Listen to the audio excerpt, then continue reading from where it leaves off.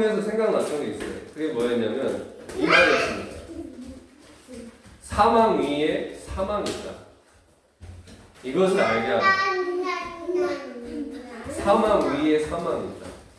뭘 말하는 거야? 이게 첫째 사망이 있죠. 한 번 죽는 건 정한 일치예요. 그 이후에 심판이 있는 거예요. 사람 한 번 죽게 돼 있어요. 사망하게 돼 있어요. 근데 그걸로 끝나는 게 아니라 그 위에 또 하나의 사망이 있다는 거예요. 그 뭐냐면 둘째 사망이라는 거예요. 영적인 죽음이죠.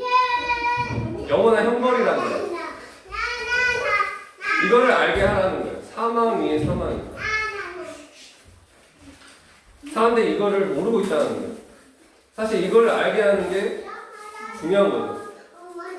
로마서 보면은 사도가 이걸 얘기해요.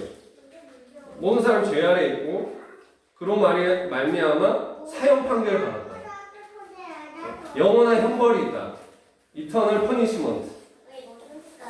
사도는 이걸 직접적으로 얘기해요. 직설적으로. 로마서 1장부터 시작하는 거예요. 하나님의 진노가 있고 이게 모든 위에 하나님의 심판이 있고 오늘날 죄악의 세상을 향한 하나님의 심판이 있고 진노가 있고 그 결과는 뭐냐면 이터널 퍼니시먼트. 영벌이다. 영원한 형벌이다. 사망 위에 사망이 있다라는 거예요. 이걸 알게 하는 거라는 거예요. 첫 번째는 이거라는 거예요. 이게 쉽지 않죠. 쉽지 않습니다. 그러나 이거를 알게 할 때 진짜 이게 시작이라는 거예요. 이게 정말 어떻게 이걸 잘 온유하게 잘 가르칠 수 있을까? 이게 사실이죠. 이게 팩트죠. 이게 불편한 진실인데 죽음 위에 죽음이 있다라는 거예요. 영원한 죽음이 있다라는 거예요. 이걸 알게 하는 거예요. 이게 성경의 시작이다. 이게 꿈에 생각났어요. 꿈에서 붙들었던 한 가지였어요. 아, 사망 위에 사망을 이거를 모르고 있다라는 사람들이 이걸 알게 해야 된다. 그렇죠. 우리가 에스겔 선지자와 같은 거 같고 에스겔 선지자가 어떻게 하냐면 이게 그 핏값을 파수꾼의 역할을 하는 거죠. 악인에게 하여 너가 정령 죽을지어다 해서 그 악인이 그 악에서 돌이키면 좋거니와 만약 너가 말하지 않아서 그가 그 죄 가운데 죽으면 그 핏값을 너에게 물을 것이다라는 거. 이런 거라는 거죠. 우리의 역할이라는 거. 이게 성교인 것 같습니다. 이게 성교이고 이런 점에서 우리가 하나님의 이 메시지를 잘 전달해 주는 그런 자리에 있는 것 같습니다. 지금은 무슨 때인가? 구원의 날이다. 은혜의 때라는 거예요. 전도의 때라는 거죠. 영혼 구원의 한 날이라는 거죠. 그때 우리가 생각해야 되는 거예요. 오늘 이 메시지가 우리에게 주시는 메시지인 줄 믿습니다. 우리가 하나님께 사도가 이렇게 시작하는 거죠. 우리가 하나님께 함께 일하는 자로서 너희를 권하노니 하나님의 은혜를 헛되이 받지 말라. 이르시되 내가 은혜 베풀 때에 너에게 듣고 구원의 날에 너를 도왔다 하셨으니 보라 지금 은혜 받을 만한 때요 보라 지금 구원의 날이거든. 지금이라는 거예요. 지금. 이 지금이라는 거는 다르게 말하면 지나면 이 때가 될 수 없다는 거죠. 지금 아니면 안 된다라는 거예요. 심판이라는 그런 겁니다. 그때 하지 못하면 그때가 지나면 할 수 없는 거예요. 이게 심판인 겁니다. 은혜 베풀 때 우리가 구원의 날에 우리가 은혜 받을 만한 때 은혜 받지 않으면 그때가 지나면 노력해도 잘 안 되는 게 있잖아요. 그런 게 있습니다. 구원의 날에 구원의 역사가 있는데 거기에 맞춰서 가지 않으면 나중에 내가 아무리 하려고 해도 되지 않는 게 있습니다. 그런 세계가 있다라는 거예요. 은혜 베풀 때가 있고 회개할 때가 있다라는 거예요. 그때를 지나면 돌이킬 수 없는 거죠. 이게 심판입니다. 이게 심판. 그래서 참 이런 점에서 물론 우리 선교 사역의 때에서도 마찬가지입니다. 그런 걸 많이 느껴요. 은혜 베풀 때가 있고 이걸 놓치면은 정말 내가 수고해서 하나하나씩 해야 될 때를 경험하게 되는 거예요. 근데 이걸 크게 확장해 보면 개인의 삶에서도 마찬가지입니다. 은혜 받을 만한데 하나님께서 늘 우리에게 은혜를 베푸시죠. 우리 살아가게 있는 동안 은혜를 베푸십니다. 구원의 손길을 여십니다. 그런데 그걸 뿌리치면 죽으면 어떻게 될까?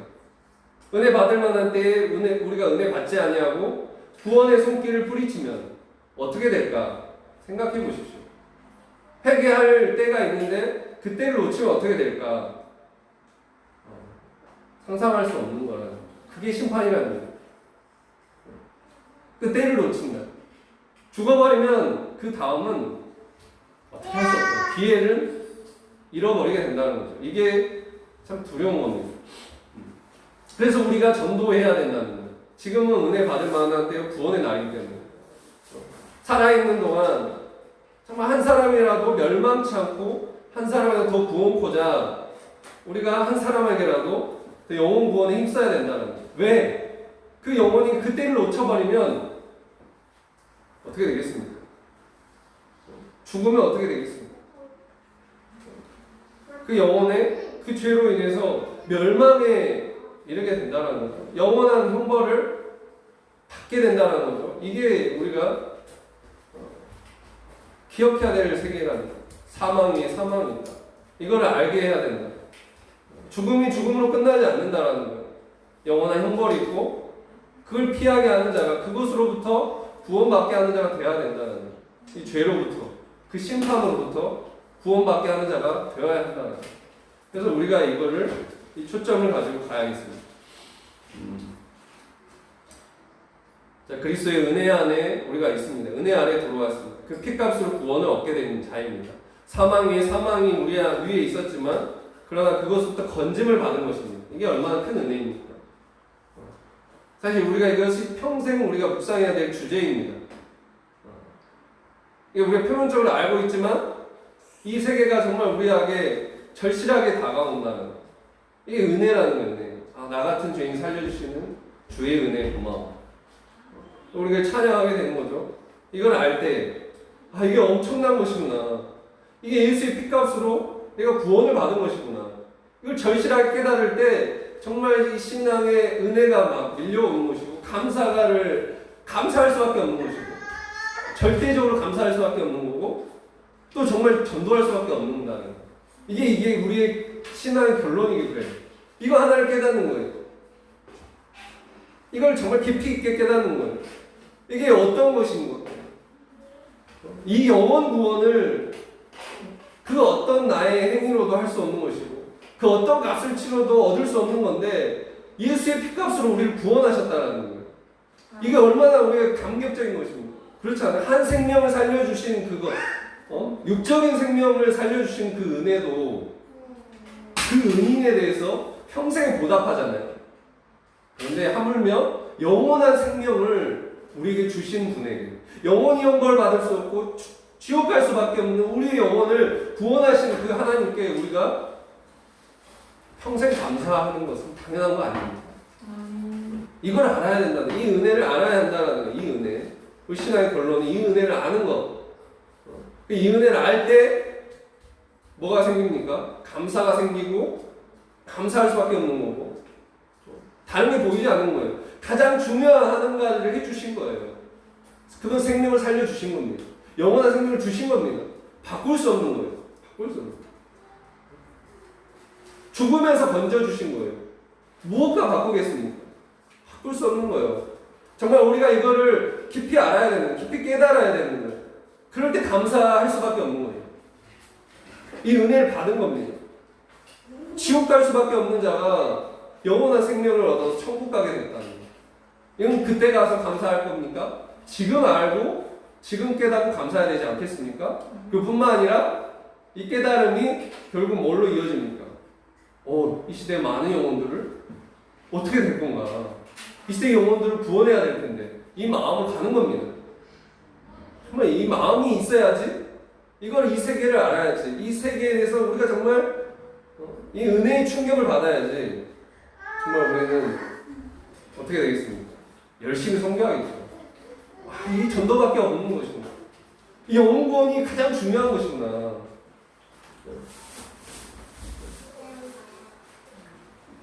세상에서도 의사들이 정말 존중을 받잖아요. 지금 얼마나 고생합니까? 코로나19에 그 전염병에 그 전선에서 싸우고 있는 바이러스와 그 죽음의 바이러스와 싸우고 있는 그 사람들에 대한 그 노고와 그 존경이 있잖아요. 그리고 얼마나 그것이 값진 것입니까? 근데 우리가 그런 사람들이다. 우리가 한 영혼을 구원하는 그런 가장 전선에서 죽음과 싸우면서 한 영혼을 살리고자 하는 자리에 있다라는 거예요. 그걸 알아야 된다는 거예요. 아, 내가 지금 이런 자리에 있구나.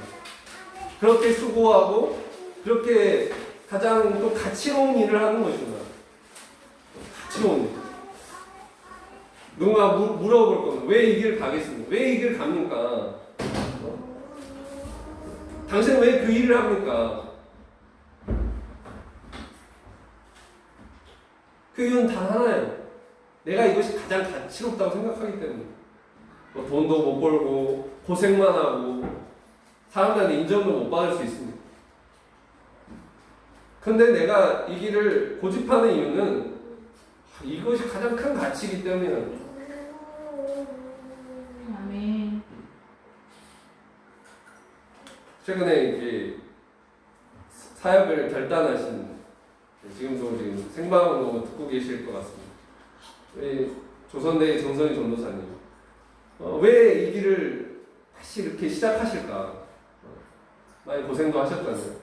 교회도 섬기고 또 개척도 해보셨어요. 젊었을 때. 근데 다시 이렇게 또 장성한 때가 돼서 이렇게 다시 시작하실까? 다시 고생의 길로 가시는 거잖아요. 이유는 한 가지예요. 영혼 구원이에요. 전도하고자 하는 마음이 불탔다는 거예요. 다른 게 다 뭐냐면 허무하다라는 거예요. 아, 이것이 정말 가치 있다라는 거를 붙들고 오셨기 때문에 여기에 마음이 계속 계시다는 거예요. 그래서 이렇게 사역을 시작하신 거죠. 영혼 구원에 있구나. 아, 이게 가장 가치 있는 것입니다. 지금 그런 때에 우리가 있는 것입니다. 좀 전도할 때이고, 우리 공동체에서도 개척의 때입니다. 미국의 개척에 한참 힘들 때에 또 개척을 열심히 하시잖아요. 미국도 가장 힘들 때잖아요. 한국도 가장 힘든 때예요. 정말 그럼에도 불구하고 이렇게 가는 거는 그러니까 더 하나님께서 감동하지 않으실까 그런 생각을 하게 됐습니다. 지금 은혜 받을 만한 때 구원의 날이다. 우리가 이것을 기억하는 게 너무나 중요합니다. 이 은혜를 붙들고 사는 인생은 정말 우리의 마음이 넓혀지는 거죠. 우리가 시야가 달라지는 겁니다. 사도가 걱정하는 건 그겁니다. 이런 말을 할 때에 이 상황이 어땠을까? 고린도인들의 이 마음이 열려 있었을까? 그렇지 않았다라는 거예요. 사도가 이렇게 말을 하는 거예요. 너희가 마음이 좁아져 있다. 좁아져 있다. 너희 심령에서 좁아진 것이다. 그래서 얘기하는 게 너희가 마음을 넓히라는 거예요. 왜 마음을 넓히라고 하는 겁니까? 은혜는 무엇으로 받는 거예요? 마음으로 받는 거잖아요. 입으로 시인하여 마음으로 믿고 입으로 시인하여 구원에 이른다 했어요. 근데 마음이 좁아져 있고 마음이 닫혀져 있으면 어떻게 은혜를 받겠습니까? 그릇이 있잖아요. 그릇이 비가 오면 이렇게 그릇을 담으려고 이렇게 똑바로 이렇게 세워 넣어야 되잖아요. 그래야 거기에 물이 담기듯이. 근데 만약에 그 그릇을 바가지를 거꾸로 뒤집어 놨다면 아무리 그 그릇이 크다 해도 담겨질 수 없는 거죠. 지금 그걸 얘기하는 거예요. 우리의 그릇입니다. 우리의 마음이 중요합니다. 은혜를 받고자 하는 그 마음이 열려져야 되는 것이고, 마음이 열려져야 되는 것이고, 마음을 넓혀야 된다는 거예요. 마음을 넓혀야 된다. 좁아 있다는 거예요. 좁아져 있다. 뭔가에 그렇죠. 상황과 그것을 보면서 우리가 많이 지쳐있고, 아, 이게 안 되는 것이구나. 여러 가지 그런 것에 찌드는 모습이 있어요. 좁아 있는 모습이 있어요. 그런데 뭐냐면 지금 사도는 말하는 거예요. 은혜 받을 아는 때요 구원의 날이다라는 거예요. 지금 너희의 마음을 넓혀야 될 때라는 거예요. 넓혀라. 너희의 시야를 크게 하라라는 거죠. 내 눈을 들어 산을 보라. 나의 구원이 어디서 올까? 내 땅만 보면 안 되는 거죠. 내 구원이 어디서 올까? 위를 바라봐야 한다. 열린 문이 있다라는 거예요. 이 땅에 문이 없을지라도 그러나 하늘에는 만 가지 길이 있다 했습니다. 그것을 보라는 거예요. 그것을 보라. 왜 우리 안에 닫혀있는 마음이 있을까? 고린도 교우가 그랬잖아요. 마음이 옹색해지고 좁아졌다는 그 이유가 무엇일까? 우리의 마음이 언제 이렇게 좁아지고 옹색해질까? 그거는 우리가 큰 걸 보지 못하고 전체를 보지 못하고 일부를 보기 때문에 작은 걸 보기 때문에 그렇다는 거예요. 삶의 표면이 있고 그렇잖아요. 모든 물건에는 입체적이죠. 한 면이 있다면 다른 면이 있는 것입니다. 양면이 있어요. 양면이. 표면이 있다면 이면이 있는 겁니다. 표면은 거칠거칠해요. 근데 이면은 그렇게 부드러워요. 그렇게 부드러운 거예요. 표면만 보면은 알 수 없는 거예요. 직접 이면을 봐봐야 돼요. 아는 거예요. 삶도 마찬가지라는 거예요. 한 면만 있는 게 아니라 양면이 있다는 거예요. 이면에서 봤을 때는 아 이거는 안 되는 것 같은데 다른 면에서는 되게 돼 있다는 거예요. 근데 우리가 마음이 좁아지고 옹색해지는 거는 한 면만 보기 때문에 닫혀진 면만 보기 때문입니다. 복음의 그리스도인의 삶은 무엇입니까? 진리에 눈 뜬다는 거죠. 이 진리란 무엇입니까? 예수 그리스도이며 예수 그리스도께서 가신 길이라는 것은 그것은 십자가 부활이다. 이게 복음의 핵심적인 가치잖아요. 십자가 부활. 십자가가 그렇습니다. 한 면만 보면 이거는 어둠이에요. 어둠. 이건 절망이고 실패라는 거죠. 그런데 다른 면은 무엇입니까? 이것은 사랑이고 이게 생명이고 부활이라는 거죠. 우리는 이 양면을 가지고 가는 겁니다. 복음의 삶을 사는 자는 이것을 보고 가는 겁니다. 그러므로 뭐가 중요한가? 해석이 중요합니다. 해석하는 것. 우리가 말씀을 통해서 뭘 하게 됩니까? 말씀을 우리가 머리로만 깨닫는 게 아니라 우리 삶에 이것을 적용을 하면 어떻게 됩니까? 해석이 되는 거예요. 우리 삶이 해석이 되는 거예요. 왜 내가 이렇게 가는가? 근데 말씀으로 보면 세상의 눈으로 보면 세상에 해석이 있어요. 세상에 해석이 있어요. 세상도 해석해요. 이렇게 사는 것도 뭔가 가치 창출을 위해서 투자를 하기 위해서 고생을 해요. 그래서 해석을 하면서 갑니다. 그러면 그런 해석을 잘하는 사람이 성공을 하죠. 신앙도 마찬가지입니다. 하나님의 진리로서 하나님의 말씀으로서 내가 가는 삶을 해석하는 거예요. 이러한 삶은 이런 것이구나. 이런 십자가 있지만 고난이 있지만 이렇게 좁고 협착하지만 이 길에는 뭐가 있냐면 부활이 있고 이 고난에서 이 생명이 나오는 것이고 좁고 협착한 길을 가지만 그 길에는 영원한 생명이 있다. 이렇게 해석을 하는 거예요. 해석이 있다. 우리가 이것을 잘 해석을 해야 되는 것입니다. 잘 해석하는 것, 즉 이면을 볼 수 있는 것, 양면을 볼 수 있는 것이 바로 이 사도 안에 마음이 좁아져 있고 닫혀진 고린도 교우들 향해서 권면하는 것입니다. 양면이 있다는 거죠. 지금 사도가 그걸 얘기하는 거예요. 다시 한번 우리 본문을 보도록 하겠습니다. 고린도후서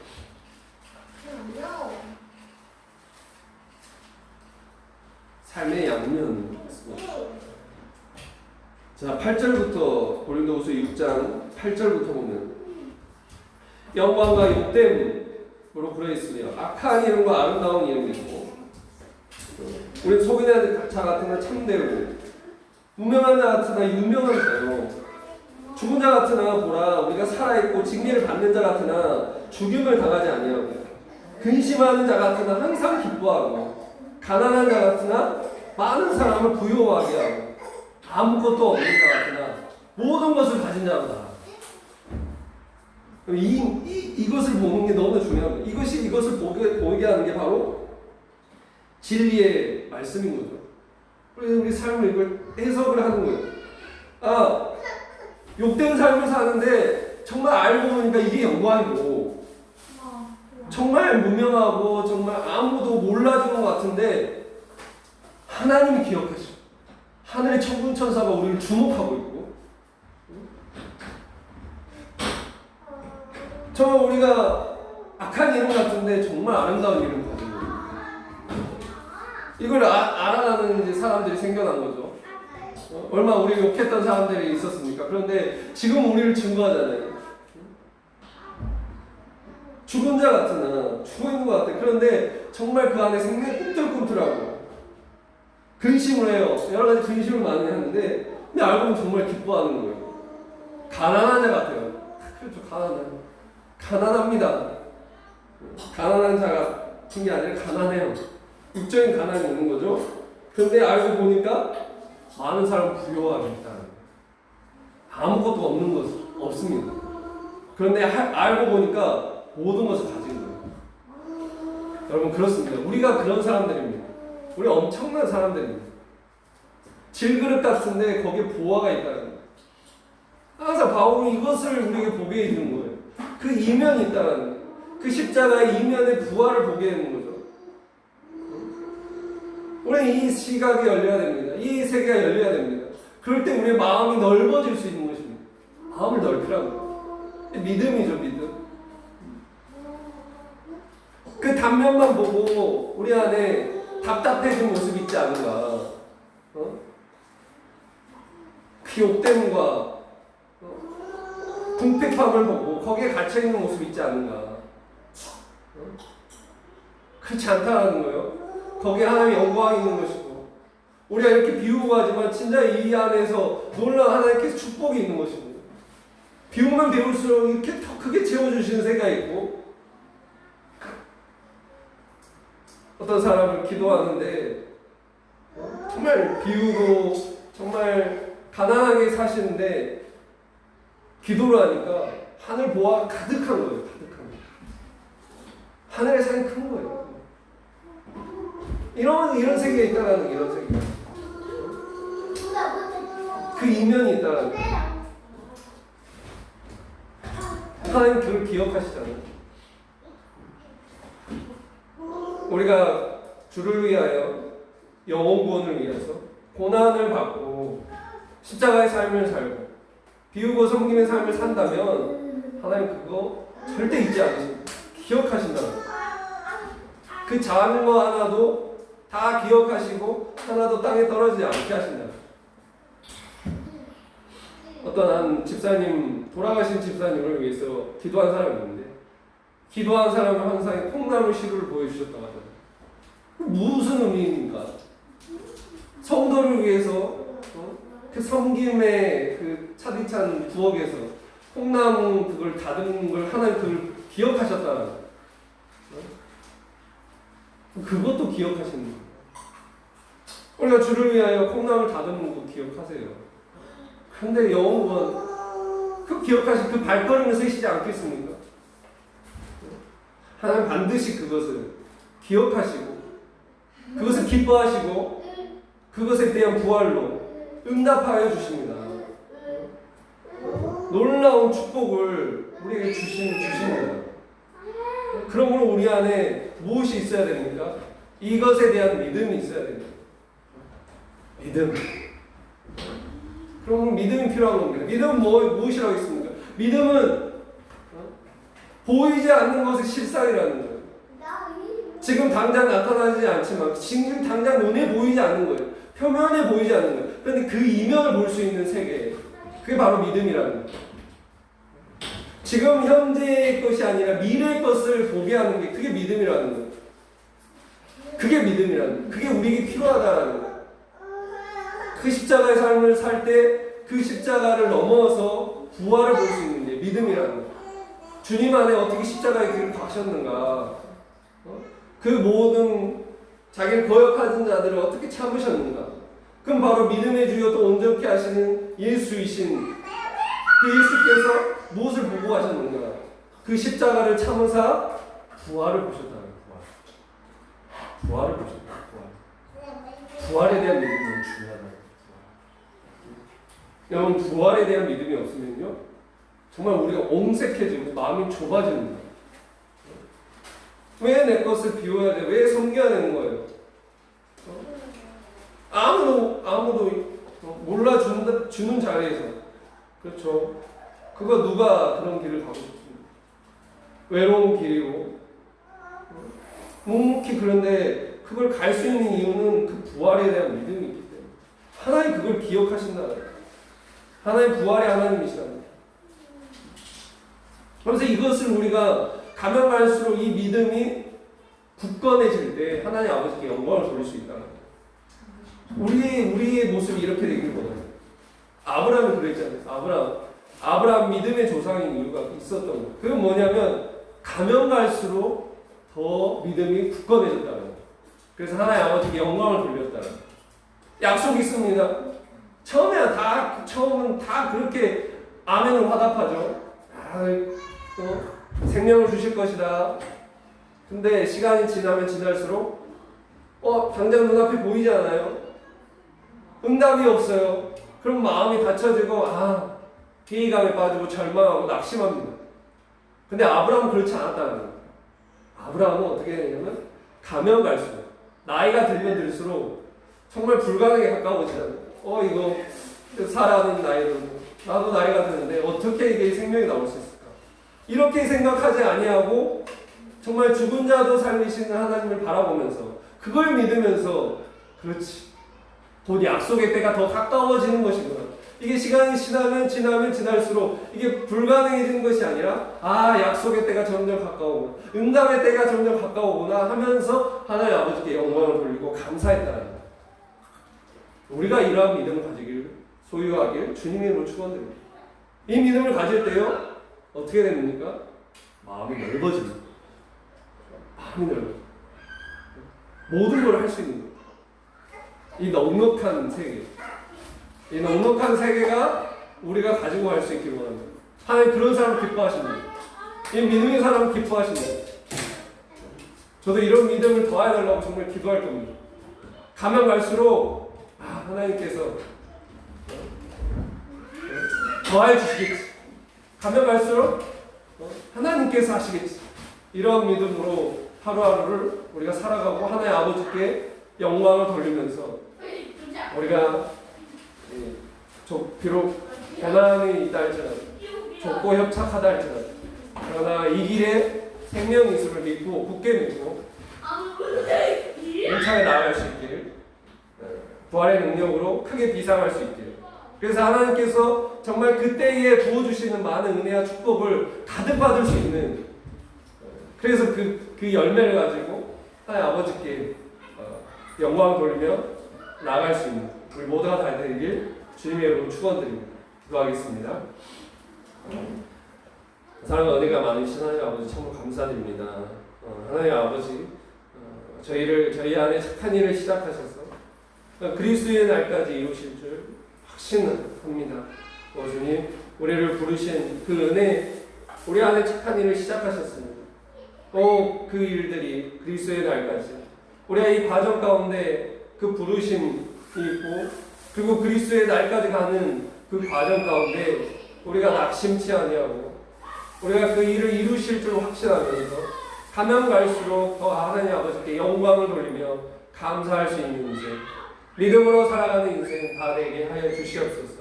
우리가 주를 위하여, 한 생명의 구원을 위하여 비우고 고난받고 섬기는 삶이 있습니까? 오 주님, 이것이 없어지고 썩어질 것이 아니라 하늘에 영원히 남아지고 빛나는, 하나님께서 정말 크게 축복하시는 그러한 것임을 우리가 기억하고 이 세계를, 이 길을 갈 수 있게 하여 주시옵소서. 우리가 마음을 넓히고 이 은혜의 세계를, 우리 마음을 받아들일 수 있는 그런 자를 다 되게 하여 주시옵소서. 감사드리며 이 모든 말씀 우리 주 예수 그리스도의 이름으로 기도드렸습니다. 아멘. 다음 게 보온 찬송 94장, 보온 찬송 94장 주 예수보다 더 귀한 건 없네 찬송하겠습니다.